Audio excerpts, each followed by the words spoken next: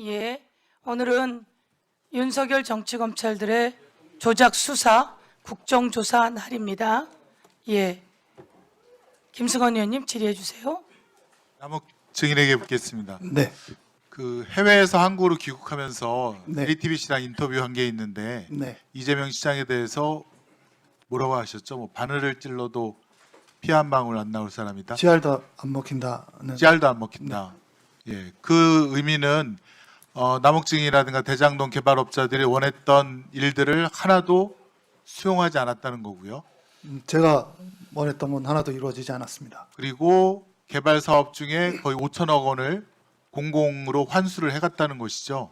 5,700억 정도 환수해 가셨고, 그건 대법원 판결을 통해서도 인정된 사실입니다. 그렇습니다. 그다음에 2010년도 그때로 가보면 원래 그 대장동 개발업자들은 민간 사업으로 하고 싶었는데 지금 성남 이재명 시장은 공공개발로 하려고 했고 그래서 성남 도시개발공사를 설립하려고 했는데 당시 성남시 의회가 한나라당 지금 국민의힘 시의원들이 다수였기 때문에 성남 도시개발공사를 설립하지 못한 건 맞죠. 네, 그래서 나중에 이제 이게 민간 합동으로 어쩔 수 없이 절충적인 것으로 이렇게 시작이 된 것으로 그렇게 이해하면 되겠습니까? 네, 그렇습니다.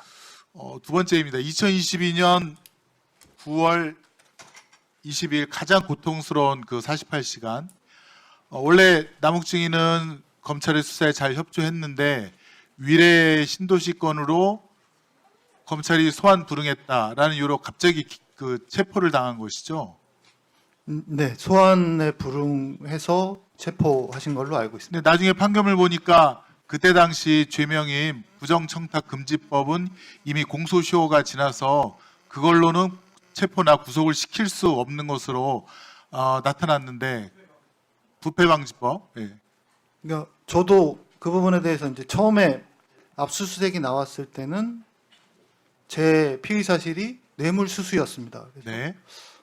민간업자인데 뇌물수수의 혐의로 압수수색이 나올 수 있나에 대한 의문이 일단 있었고, 그 다음에 체포영장이 발부돼서 갔을 때는 부패방지법 위반 혐의 등으로 조사를 받았고, 그다음에 뇌물수수 혐의가 포함되어 있었는데, 이제 검사님들께서 그건 이제 검사님들의 권한이다. 우리가 어떻게 판단하고 어떻게 수사를 개시해서 어떻게 기소하는지는 우리의 판단이다.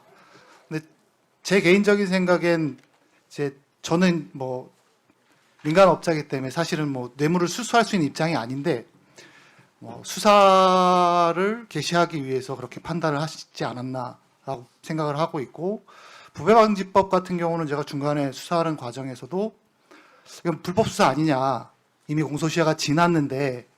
그런 이의 제기를 했습니다. 네, 무슨 얘기냐면 배임은 저희가 이미 기소가 돼서 수사를 받고 재판을 받고 있었기 때문에 재판을 받고 있는 사건을 가지고 다시 수사를 하는 거는 아마 안 되는 걸로 저는 알고 있습니다. 근데 이제 이재명 대통령을 추가로 수사하기 위해서 저희를 배임으로 다시 수사를 할 수 없으니까 부패방지법을 이제 혐의를 가지고 수사를 시작하셨고, 중간에 좋습니다. 그러면 어쨌건 그 48시간의 근거가 되는 체포영장에 기초되는 범죄의 사실은 공소시효가 지나서 저도 불법 체포 구금으로 보여지는데, 아무튼 그 48시간 동안 서울중앙지검 지하 1층에서 거의 홀로 그 밤을 지샜다는 거고, 거의 뜬 눈으로.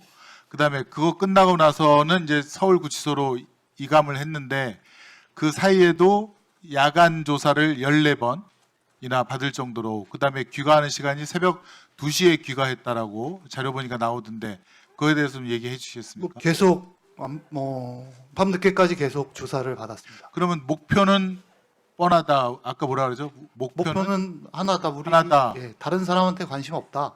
그러면 거기 피신조서 문답에 보면은 계속 이재명 당시 뭐 성남시장이나 우리 민주당 당대표에 대한 질문이 계속 나왔겠네요. 그 엮으려고 하는 질문이. 그렇게 기억하고 있습니다. 우리 남욱 증인도 변호사시니까 검찰의 의도가 뭔지는 일반인보다는 훨씬 쉽게 간파할 수 있었겠죠. 네, 그렇습니다. 근데 이게 보면은 대장로권이 저는 부산저축은행 그 불법 대출 수사를 윤석열 당시 주임 검사가 부실하게 하고 이건 아예 그냥 묻어뒀던 거기서부터 시작이 된 것이라고 생각을 하고 그에 관한 많은 증거 자료들이 있는데 두 번째는 2013년도에 경기 남부청 지금 경기경찰청에서 이 이강길 씨라든가 그다음에 성남시 의회 최영길 의장이죠. 네. 그거 수사를 하고 있었는데 이게 갑자기 수원지검으로 사건이 갑자기 뺏깁니다. 경기청에서 했던 수사를.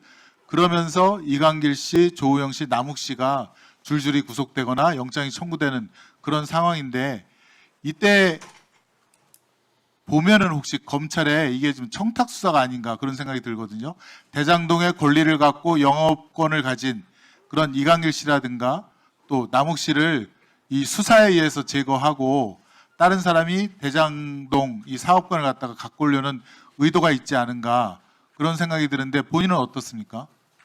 뭐 그건 사실이 확인 안 된 내용이라 제가 말씀드리기 적절치 않지만 그런 의심은 하고 있고 수사 과정에서도 어느 검사님께서 그때 사건을 얘기하시면서 지금 의원님 말씀하신 비슷한 얘기를 저한테 하신 적이 있습니다. 그래서 50억 클럽이 나온 거 아닙니까? 그 50억 클럽이 대장동 사업권을 이강일 씨, 남욱 씨가 갖고 있던 거를 뺏어갖고 결국에는 이제 김만배 씨 쪽으로 갔죠. 거기에 협조한 검사들한테 50억씩은 줘야 된다. 그러면서 정영학 씨한테 김만배 씨가 2013년도인가요? 그때 그 얘기를 한 거 아니겠습니까?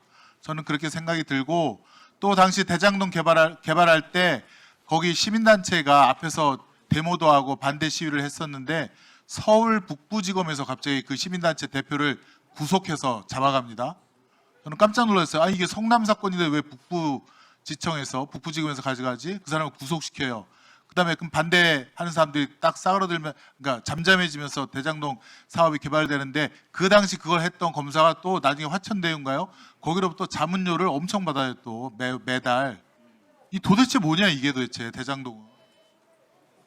검사의 합작품 아니냐 그런 생각이 들어요. 이게 쌍방울이랑 비슷해요. 쌍방울 국가적 시작할 결심을 하고 막 했을 때 쌍방울 그룹에 사회이사로 들어갔던 그 수많은 사람들 거기에 이남석, 양재식, 이건영 다 수천만 원씩 받고 수억씩 받고 사회이사 했던 사람들 다 쌍방울과 밑에만 관계가 있는 사람들 아닙니까?